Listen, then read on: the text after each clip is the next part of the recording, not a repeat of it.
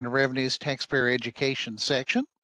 And on behalf of our Commissioner David Geragino and the staff in the department, as well as the rest of Taxpayer Services, we welcome you to today's presentation on legislative updates. Every year, of course, our legislature updates laws, and we try to get this information out to you via webinars and other resources that we'll be sharing with you this morning as we record today's event as well. So with me today, I want to introduce to you Katie Julian, who will be walking you through, as she always does, some of the material at the beginning. And then we have our guest speaker today, Mr. Jeff Foster, who is the Senior Tax Counsel for the Department of Revenue. So he's an important person. So make sure you pay attention to Jeff. He knows things, okay? And then, of course, with me today here is Mitch Gibson.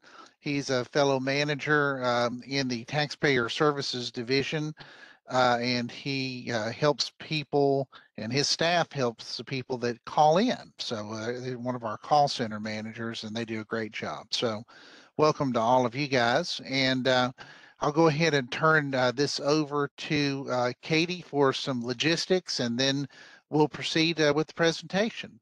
Thank you very much, everybody. Thank you, Billy. Thanks to everyone for joining us, and big special thank you to Jeff and Mitch for joining us. Jeff, this is always one of my favorite webinars. I love the information that you add, the backstories and everything. I learn so much every time, so really excited to have you. For all of you, we will be opening the chat up when Jeff is done going through the slides, and hopefully we'll have a few minutes to get around to a few questions. If not, as always, you can always email us or call us at Mitch's call center. The information that you see on the bottom of the screen right now with our phone number and email, we'll present that to you again towards the end. There is a PDF of today's presentation if you want to. I'm going to go ahead and put that in the chat again so it's fresh for you right there. If you want to go ahead and navigate over to that and have that handy as Jeff is going through the slides or for reference later, the hyperlinks that you're going to see on the screen here, you're not going to be able to click on those hyperlinks in order to get over to the web pages. You have to do that through the PDF. So have that there for you.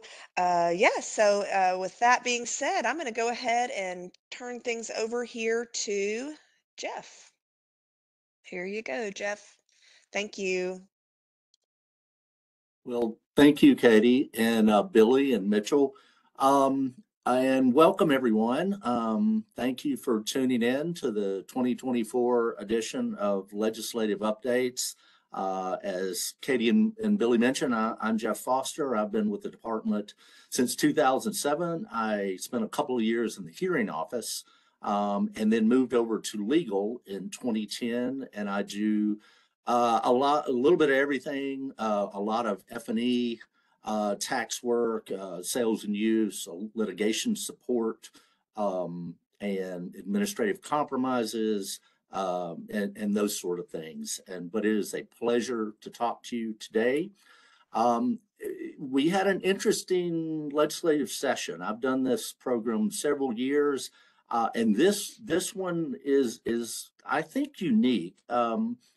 In that it probably has the biggest legislative update or development that I've certainly worked on in my career. And then a number of others that are not as far-ranging, but still significant. So as you can see, the topics that we'll touch on are below. And so let's just jump right in. Yeah, first of all, let me mention that on our website is a very, very helpful page called the Legislative Summaries. And if you go to that, you can pull up really nice, succinct summaries of all the bills that have passed in the session. If you click on them, they even contain links to the public chapters themselves. So you no longer have to go over to the Secretary of State's website, which is a real nice feature. So this is like just an excellent little quick resource to let you know what has happened. And that also the summaries for the past year's sessions are there. So that's just very helpful resource. All right, let's get the big one. Let's just grab the bull by the horns and go for the big one right off the bat.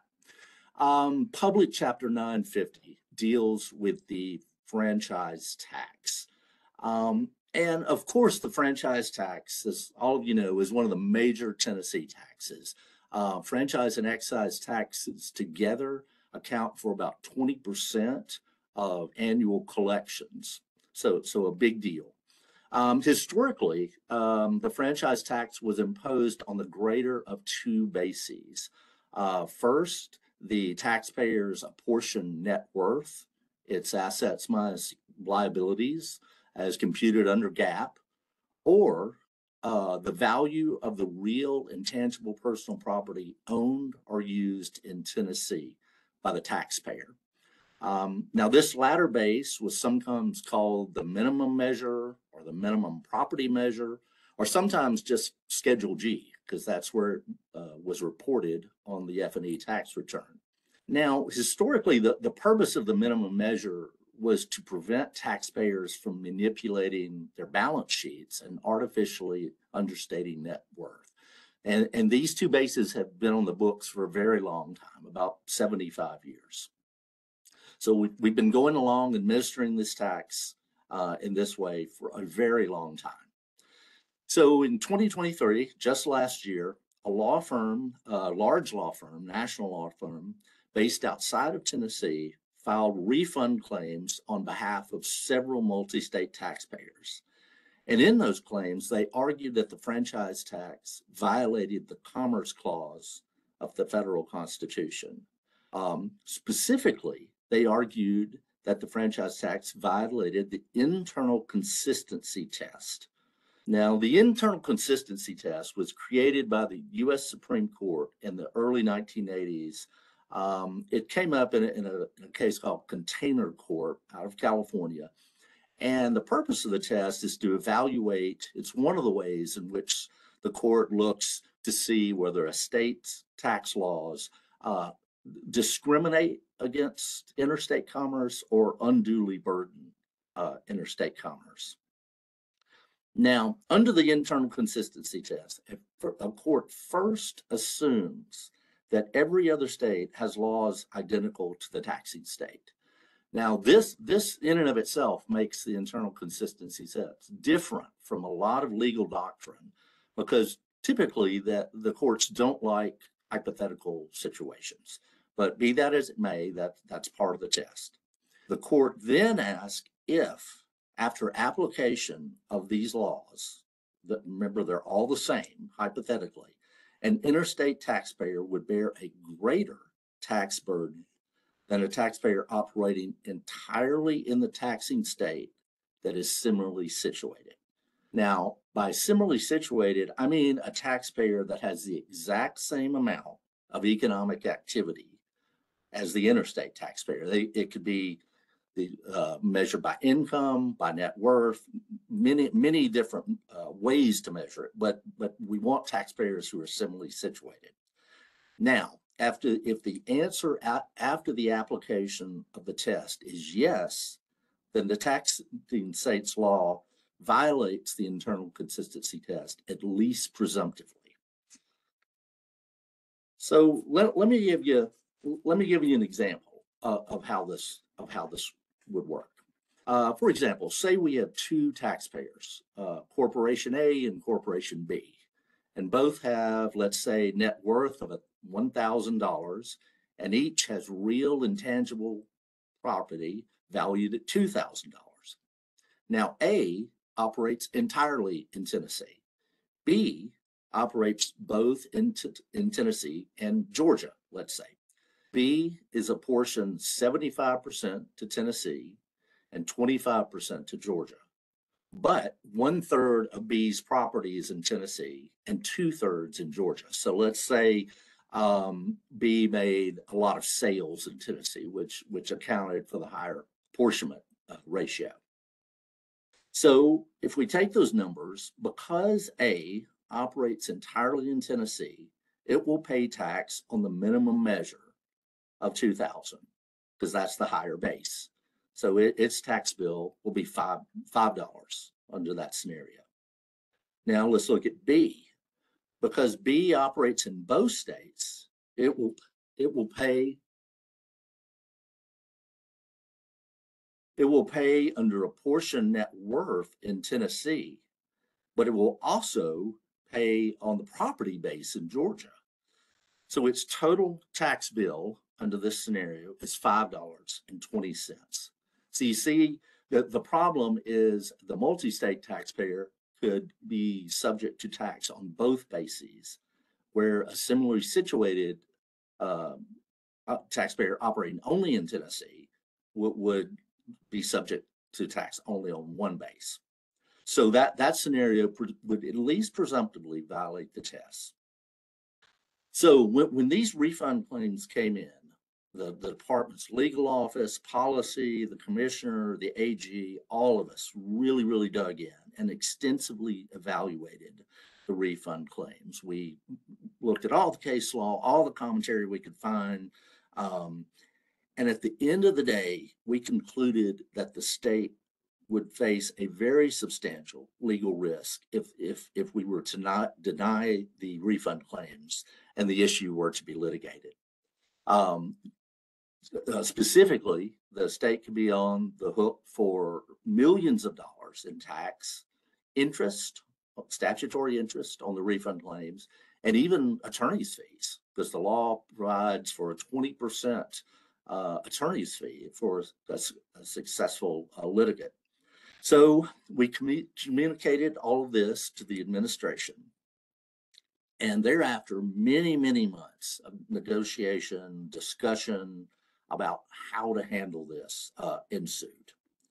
Now, ultimately, because of that risk, and perhaps also for some business development reasons, the legislature passed Public Chapter 950. Now, the first thing it does is to do away with the minimum measure property base for prospective tax years. And those are ending, tax years ending on or after January 1st, 2024.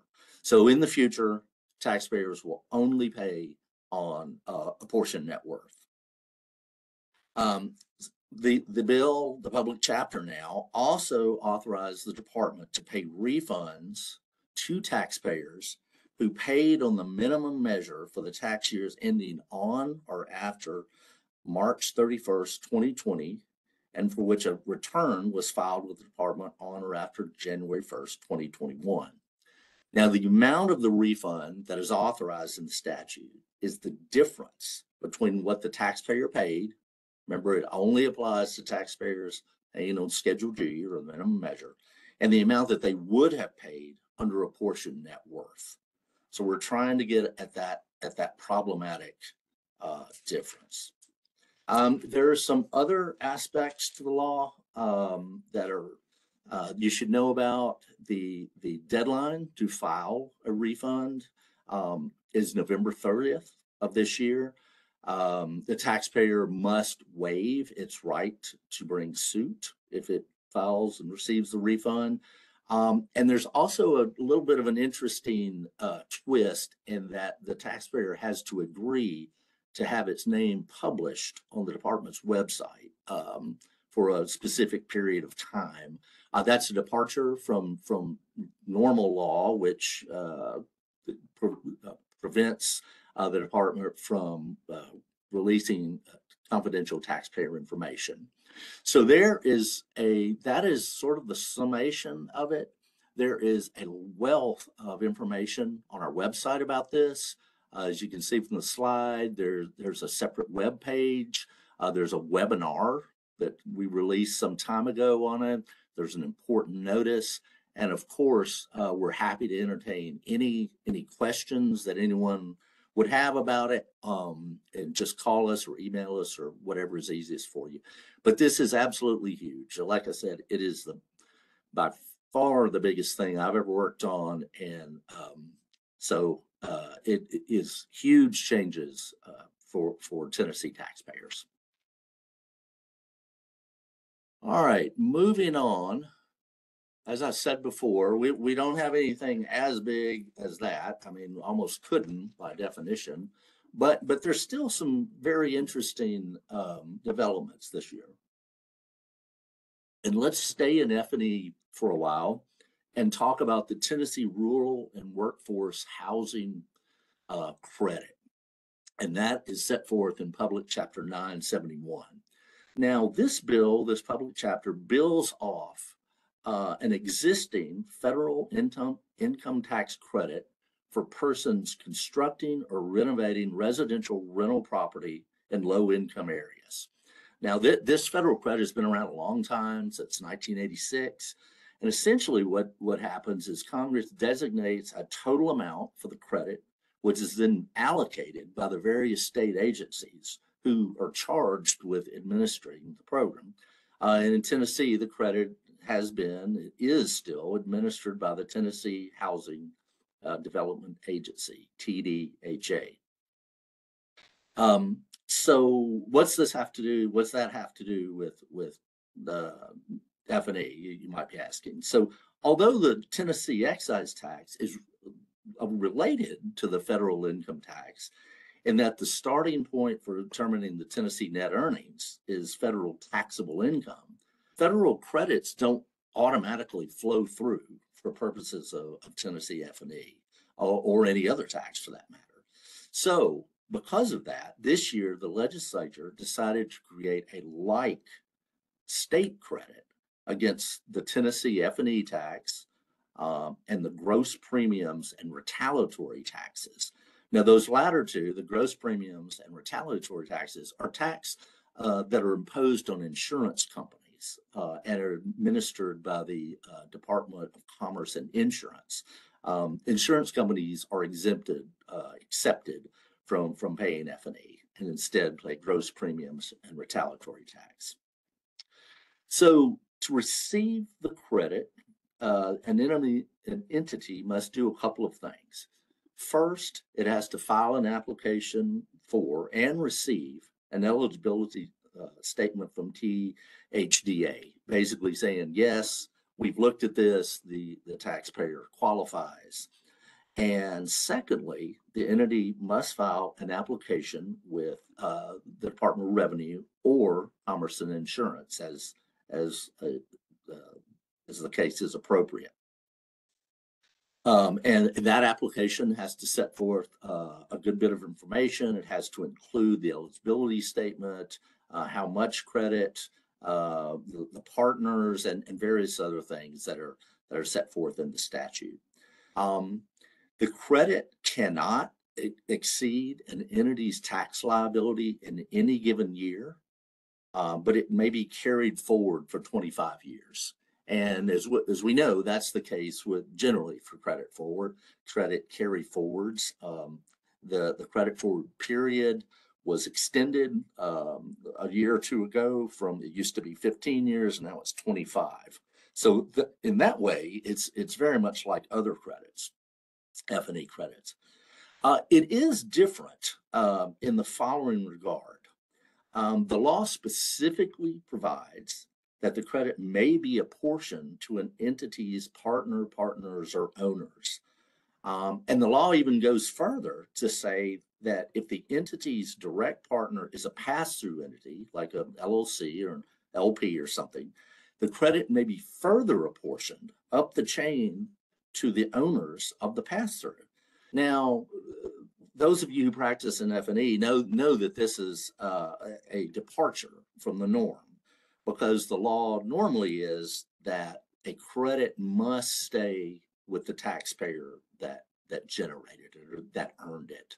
From the department's perspective, we don't want entities passing dealing in credits or other tax attributes, so the law generally prohibits it. But in this case, that is not the case, and it is able to be pushed up the chain and shared with partners and owners. To continue here, the federal credit is subject to recapture, right? So if the entity represents on its application that it's going to do certain things and it ends up not happening, the federal credit may be recaptured. Now, if that happens, the Tennessee credit is also subject to recapture. And the taxpayer must inform the department of the federal recapture. So the burden and the duty is on the taxpayer to let the department know that. Once the department has that notification, it has 2 years to assess any additional tax that might be due as a result of the recapture. So that's kind of how it works from the taxpayer side, from the mechanics of claiming the credit and using the credit and so forth. From the administrative side, the state side, the law also provides that the housing authority is the entity responsible for allocating the state credit pursuant to the federal guidelines. But it also provides that at least 50% of the credits must go to rural areas, as that term is defined by the United States Department of Agriculture. So this is really meant to benefit and help rural areas and rural taxpayers. So all of this sounds good. It sounds like a wonderful program. There's a bit of a hitch, though. There's not just a pot of money sitting out there that is available right now. The law provides that the legislature must authorize any credit by joint resolution. So that is supposed to happen, I believe, next year. So just know that the legislature has to sign off on this before any credit is going to be awarded. So anyway, an interesting development in the credit world. All right, let's move on to a different type of tax, the fuel tax. So the fuel tax, there's two principal fuel taxes, and those are, of course, the ones on gasoline and diesel. We saw increases and big changes in both of those several years ago to fund infrastructure throughout the state. But that is not the only; those are not the only fuels that are subject to tax in Tennessee. The statutes also provide that the tax shall apply to, quote, alternative fuels that are specifically defined in the statute. And prior law, or before this session, those alternative fuels were limited to liquefied gas and compressed natural gas. So you've probably seen, I'm thinking of shuttles at the airport that run on compressed natural gas. There might be buses around town. So you're starting to see these larger commercial vehicles run on these alternative fuels, and liquefied gas and compressed natural gas are subject to tax. So this public chapter 859 expands upon that, and it adds hydrogen gas to the definition of alternative fuel. And it subjects it to the same rate that the compressed natural gas is subject to. And it also provides that the hydrogen gas will be exempt from sales and use tax. And that occurs with the other fuels too, because we don't want the fuels being subject to both sales and use and the fuel tax. It's an either or situation. Now, it's my understanding that the hydrogen, there's really not currently vehicles, or at least not many operating in Tennessee that use hydrogen gas, but that there's the thinking is that it's going to be there. It's in other states, and that trend is going to extend to Tennessee at some point in the near future. And the legislature wanted to be prepared to go ahead and impose tax on hydrogen fuel if and when those vehicles come. So it has an effective date of January 1st, 2025. So that's really all we had in the fuel realm. Let's go take a look at another tax, liquor by the drink. all of you probably know that liquor by the drink tax is a 15% tax on sales of alcoholic beverages made from specific locations. So the tax is on top of the sales tax, but it only applies to beverages made in sales made from specific locations. Now, previously, before this year, the applicable locations were hotels, commercial passenger boat companies, paddle wheel steamboat companies. So think of your cruises on the General Jackson and things of that nature. Of course, restaurants, commercial airlines, or passenger trains. So that's where you could sell an alcoholic beverage and the tax would apply. So this Public Chapter 926 expands upon that, and it extends the sales to commercial passenger buses, but it does so in a very limited way, and it provides a set of circumstances that have to apply for this to apply. First, the bus has to be a certain size and it has to be equipped with food service equipment like a kitchen and things of that nature. Secondly, the trip, the specific trip must be regularly scheduled. It must be available to the public and it must be between cities. Additionally, the trip must be at least 100 miles one way. The bus must have a person serving the bus that is licensed. And even it goes further. There is even a 4-drink limit per passenger. So I don't want you to think that all of a sudden any bus trip is going to be alcoholic beverages are going to be available on buses just across the board or anything like that. That is not the case. It's a quite narrow bill. And it does not mean that that bus rides are going to have drinks, but it's an interesting development, and we've seen it. LBD law expanded before, and this is yet another example of that.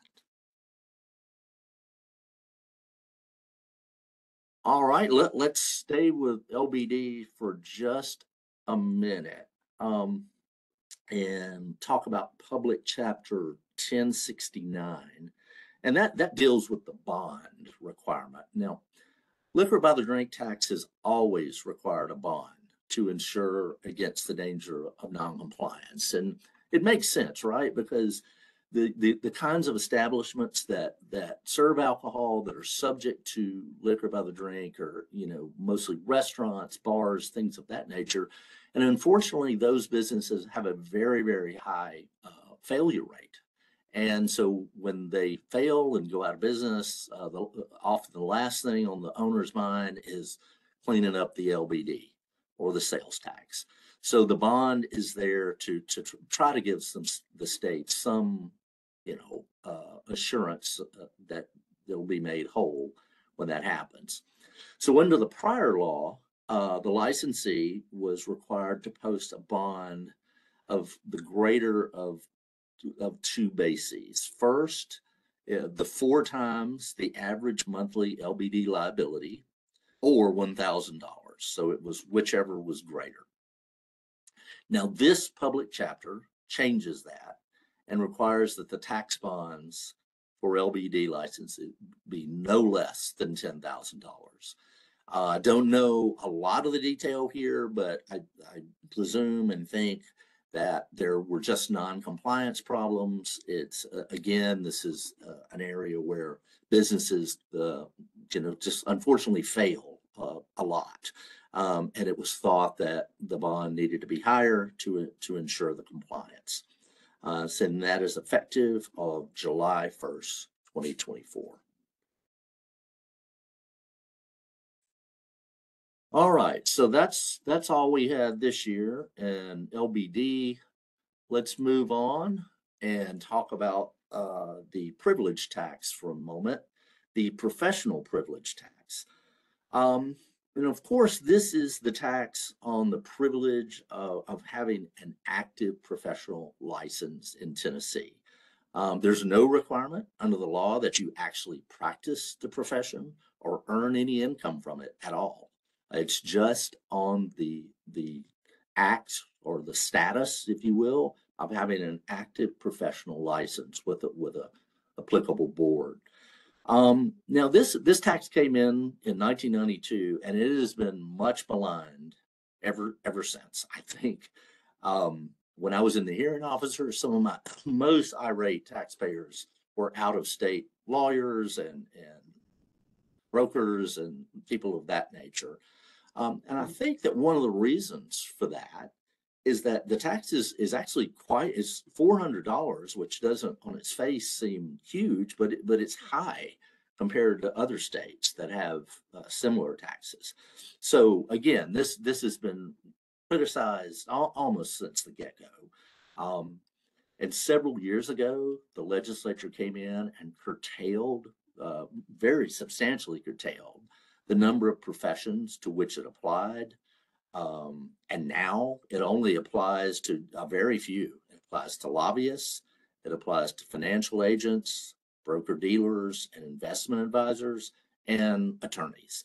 And there have been numerous, almost yearly attempts to get rid of it altogether. And it just never quite, it seems like it's gonna happen, never quite has the momentum to make it. So we still have it for now. This year, the legislature passed Public Chapter 672, and that just authorizes persons who are 65 years of age or older to file the tax return on a paper form in lieu of the otherwise required electronic form. And again, this is just an attempt by the legislature to be taxpayer friendly, to ease the burden of compliance on older people who may not be as technologically savvy or as comfortable with computers.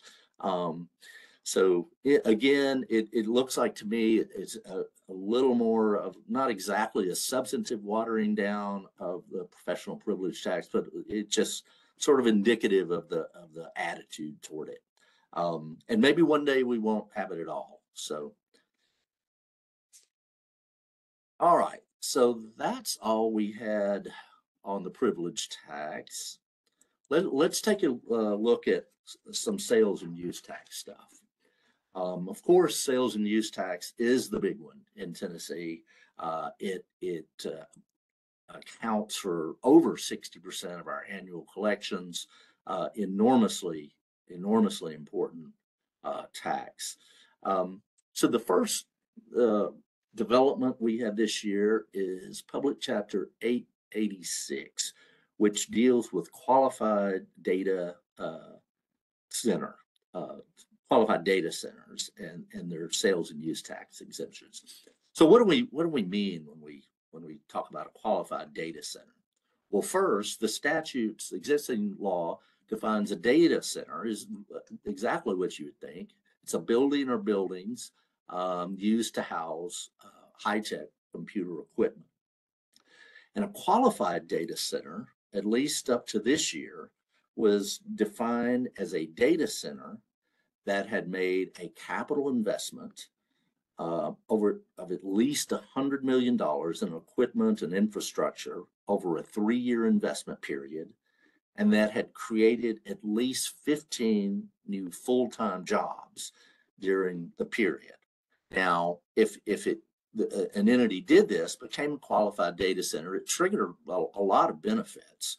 On the sales and use tax side, it could buy computer equipment and related equipment free of tax.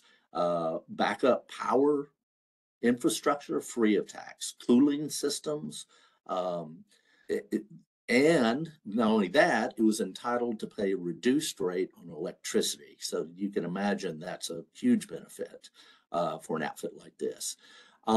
But qualified data centers also could apply and receive F&E tax credit, such as the jobs tax credit. So We talked a little bit earlier about, Tennessee law in general does limits the credit to only the taxpayer, the legal entity that generated it, that earned it. And this public chapter 886 expands that and changes that with respect to qualified data centers.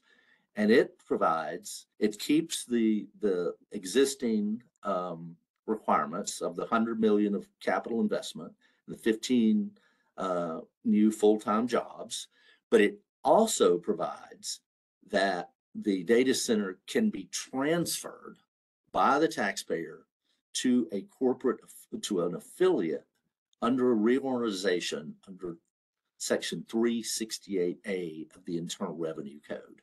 So normally, if that happened, if a restructuring like that happened, the taxpayer would lose the credits that were accumulated because there's no way under existing law for them to survive.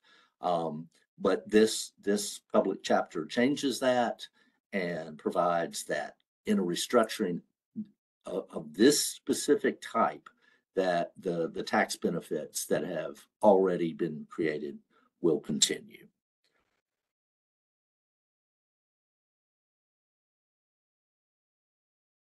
All right, let's take a look at the local option sales and use tax for a minute, specifically public chapter 917.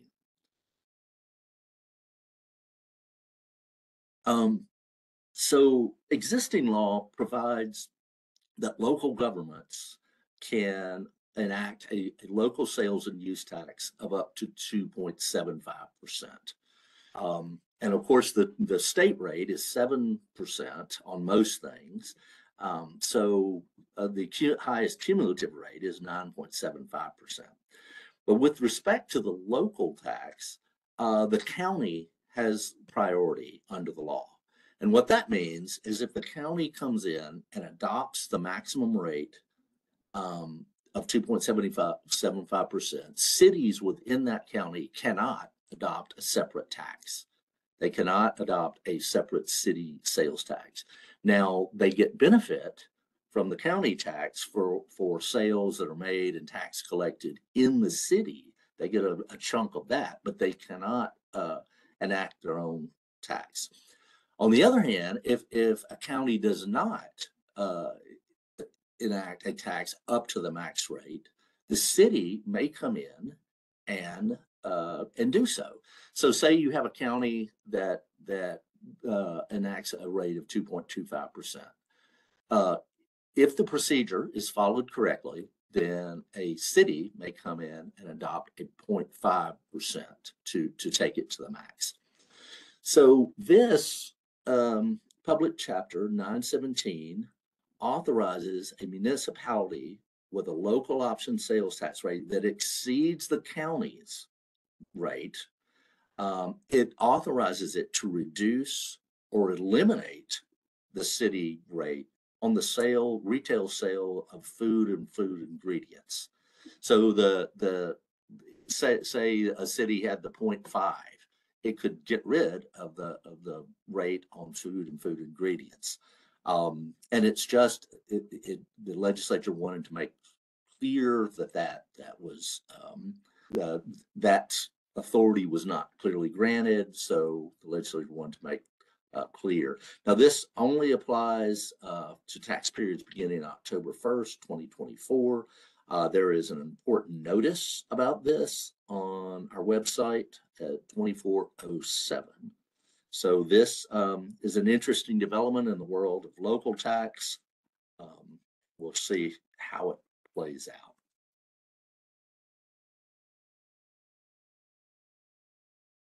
All right, moving on in the sales and use tax world, we had public chapter 920, which deals with the commercial development districts. So a little bit of background here. Typically, both state and local sales taxes are distributed according to a strict statutory formula. If any of you have ever read it's 67-6-103 is that sets forth the general formula for distributing the state tax, and is very complicated and difficult. But in any event, these formulas, these general formulas, often don't take into account where the tax revenue was generated at all. So the legislature, however, has created certain exceptions to this, and it's allowed the creation of special districts where the tax revenue generated within the district can be retained by the district. So a commercial development district is one of these specialty districts. The law currently allows certain economically distressed counties, as defined in the statute, to create the districts. And the tax money that's in excess of that generated in a base year, so the amount over and above the base year, is allocated back to the district for the benefit of the district and the county. So under current law, the deadline to apply and to create one of these districts was December 31st of 2024. And this public chapter 920 extends that to December 31st, 2030. So it's just giving these counties more time to create these beneficial districts. All right, we're going to stay with our specialty districts for a moment. We'll come back to the Morgan County public chapter and talk about the border regions. And that's public chapter 1006, deals with the border regions. So the border regions and regional retail tourism development districts, that's a mouthful, are another example of these specialty districts. The law allowed for the creation of these districts in the eastern part of the state. The purpose was to attract tourism from neighboring states. So specifically, the law allowed municipalities to create these districts, which has to be certified by the department, in which an extraordinary retail or tourism facility was to be built. So think a Bass Pro Shop is one that has been built. So the tax revenue in excess of that generated in the base year, just like we talked about with the commercial development district, was available to offset the cost of the construction of these facility. So what would happen? The municipalities would get their costs together, they would submit them to the department, and we would take a look at them.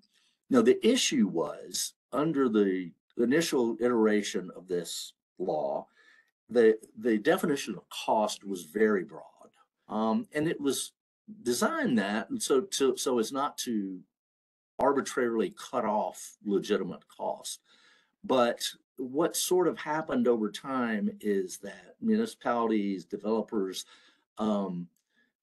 relying on that broad definition of cost, were submitting things to the department that, in our view, maybe didn't qualify under at least the spirit of the law. So we worked with the legislature, and this year we got a public chapter that it attempted to sort of tighten up these eligible costs.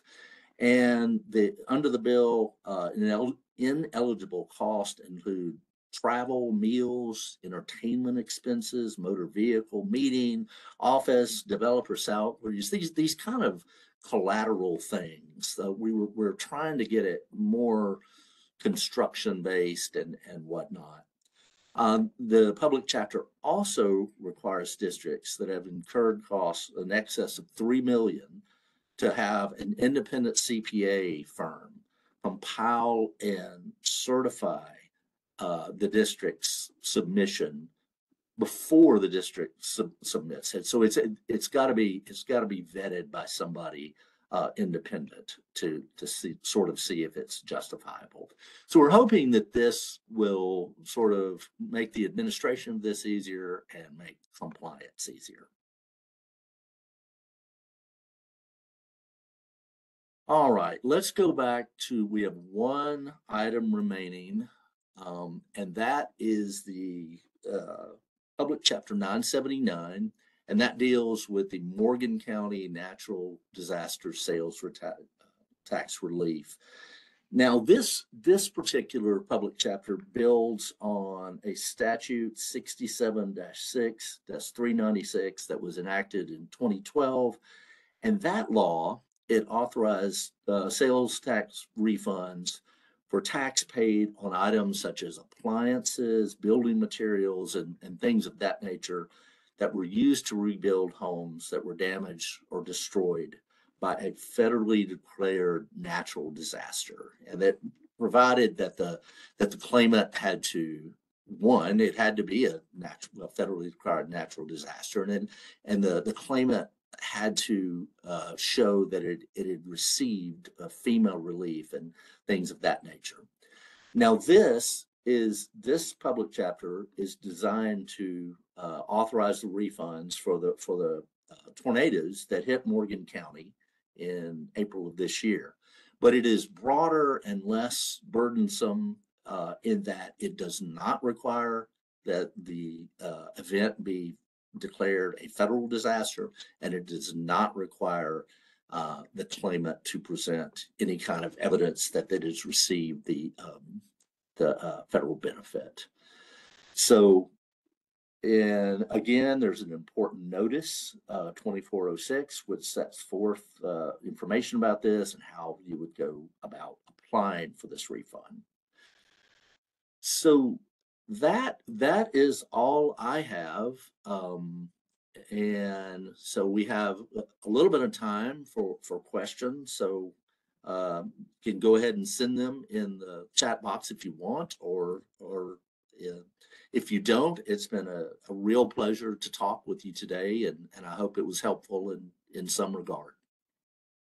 Thank you, Jeff. Super helpful in my opinion. And it was interesting. We had two major the past 2 years have been huge with tax law, with the Tennessee Works Tax Act last year, and then this Schedule G repeal this year. But other than the Schedule G, it was kind of quiet, this other stuff, and it's impactful for certain taxpayers and whatnot. But yeah, it makes me wonder, what's the big thing going to be next year? But so we've got some good questions coming in. One person said that the link to the PDF was given an error, so I just posted it again, another PDF link. You can also get to it by going to our website and clicking on, hold on, let me change myself so I can, I'm going to take you over to our website real quick just to show you where you can view the recording of this webinar and also the PDF. Let's see here. This is our website, tn.gov/revenue. If you scroll down to taxpayer education and outreach, to that tile, and then click on tax webinars, the big tile on the left here, this is where you probably got led to when you registered for this webinar, or if you're watching the video where you already found the video of it. But scroll down a little bit here. This is where you can always register for the current webinar. Later today, we'll have the registration open for next month's webinar, which is the Retail Accountability Program. But right here is where you can download the PDF. Click here for class materials. That will take you over to the PDF. Apologize if that wasn't working for you. So a little further down on this taxpayer education tax webinars page is the webinar video library. Highly recommend you, if you have not already discovered this, going through and just seeing what all's out there. We've got 61 webinars. Later today, or definitely by tomorrow, is where you'll be able to see this webinar. Oops, what did I just do? I was trying to move something. If you were to type in under the search bar just legislative, just the beginning of that there, you can see where we've done this the past few years, 21, 22, 23, and of course this year. this year's will be available right here later on. So Katie, can you show them the legislative summaries and where that sure, is under tax resources? sure. Should have stayed over there. Go back to the top here. I find this very helpful. And Mitch, you may also with your staff Mhm. too, to be able to go back and not only look at the manuals, but look at some of the detail like Jeff is going through here. So I'm at our homepage again, tn.gov/revenue, and under tax resources, there's also a tile for that, but I'm on tax resources now. And I'm going to go to tax guidance. This is where all of our manuals are, our fabulous manuals. But scroll down here, and this is where you're going to find legislative summaries by year. And after you click on each one, each year, the summaries, you can click on a drop down for each tax type. And yes, Billy, I agree, very helpful. If we've got any CPAs or accountants on here, if you're wondering when a law changed and you don't want to, sometimes it can be a little bit complicated to look in the TCA and chase that down to figure out when a law change took place, or you can get a little close sometimes. This is helpful for that if you want to look and see what changed when. I use this quite a bit.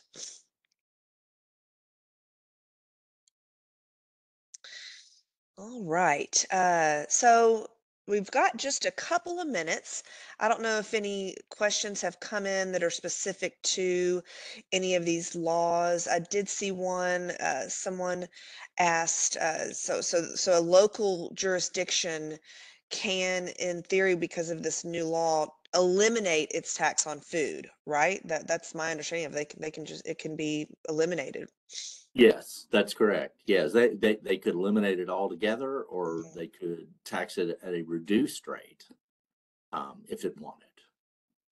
Now, if that ends up happening, that's going to make the sales tax return even a little bit more complicated in some ways. And Yes, it is. yeah, we may have to. We seem to redo that lesson, that webinar, about every other year now about the sales tax return, because things change on the return every year. But that would be a pretty major one if any jurisdictions actually enact this.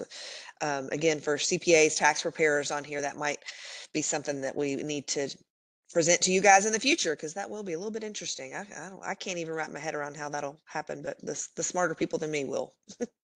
Yeah, I actually think we're in, I don't want to speak out of turn. I think we're in pretty decent shape with that. We had a meeting Oh, the other good. day. And yeah, when that first came in, when that was first proposed, I think there was a lot of chagrin about how that was going to be handled, but it looks like it's going pretty well.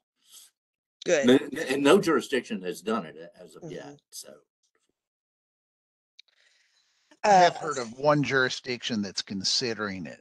I've heard some of them talking about it pretty actively, so we'll have to yes, wait and see, I guess.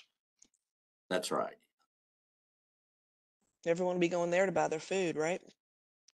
Yeah, I saw another question. About the professional privilege tax. Does it apply if you have an out-of-state license to practice law but don't practice? Yeah, it does. Oh, yes. So if you If have you the have a license, Tennessee that's the license. green light, like Jeff was saying. Yeah, you actually have to actively retire. You have to take your license inactive to have the tax not apply. And it's not enough just to not be here and not, earning income or not. And it's by June 1st of every year. So in other words, every every year it's almost like taking a snapshot of what your license status is on June 1st. If you have an active license in a taxable profession, you're subject to the tax. If you don't, then you're not. So if there's a discrepancy there or something that we need to check into, let our staff know, let Mitch's staff know in the call center or whatever. We'll research it. We'll try to get with you. We'll give you advice. We don't want people to pay the tax that aren't obligated to pay the tax. That's for sure. But there's some shared data that we have to use between different agencies in order to make sure who's licensed and who is not. So we're very careful about that, and we try to do our best to make that right for you guys. That list of professions that are liable for professional privilege tax has whittled down significantly over the years, and it's now the only professions, professional licensure that's subject to this is attorneys, securities agents, broker-dealer, investment advisor, and lobbyist. Used to be a whole lot more professions that were subject to this, but now we're just to those 5 or 6.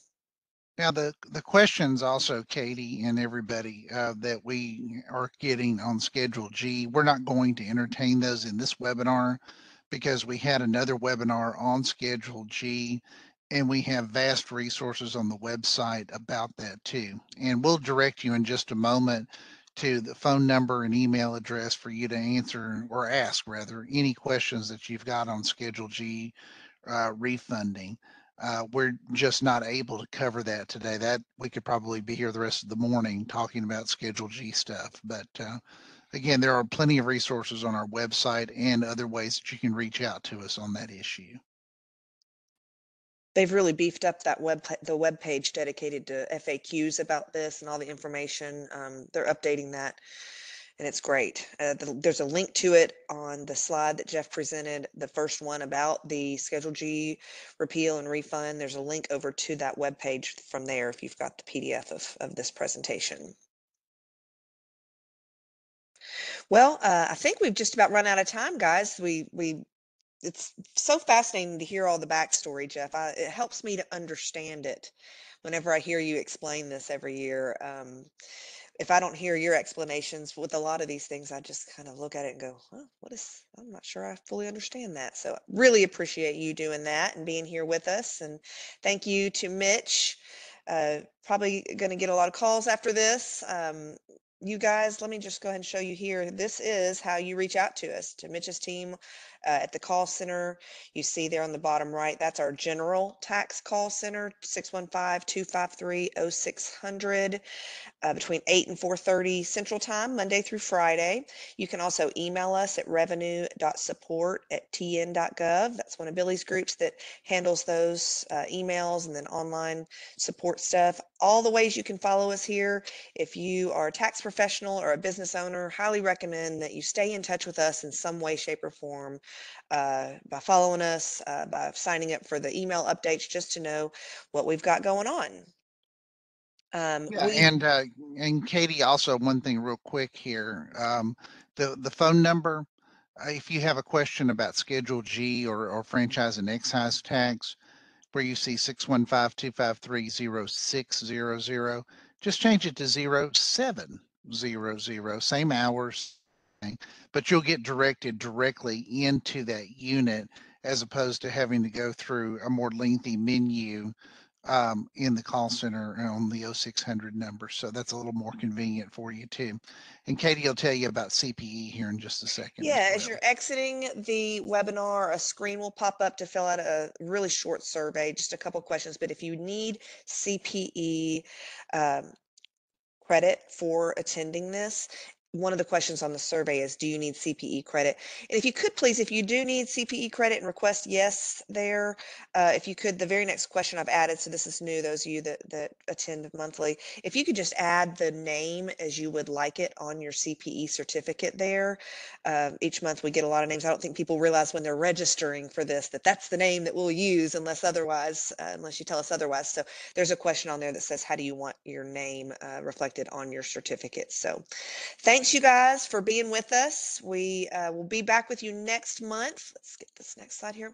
A webinar the last Tuesday of the month, 8/27. It's going to be on the Retail Accountability Program. And John Bryant, our auditor who is in charge of the Retail Accountability Program or oversees that, will be our special subject matter expert on that. So we're excited about that. We are going to have another an alcohol taxes dedicated webinar in September. We've done liquor by the drink before, but this is going to kind of encompass all the different alcohol taxes for that one. And of now, course, there's no truth to the rumor, by the way, Katie, that just because that's my birthday that we're going to be talking about alcohol taxes. Oh, that's apropos. I just want you people to know that right now. Okay. You're just trying to tell everybody your birthday. Zero correlation. Zero. Okay. In case I forget to tell you, happy birthday. All right. All right, y'all. Well, thanks again so much for being with us. Again, if you could complete the survey on your way out, we're always up for hearing about your feedback and also ideas that you have for future webinars. So we'll see you next month. Thanks, everyone.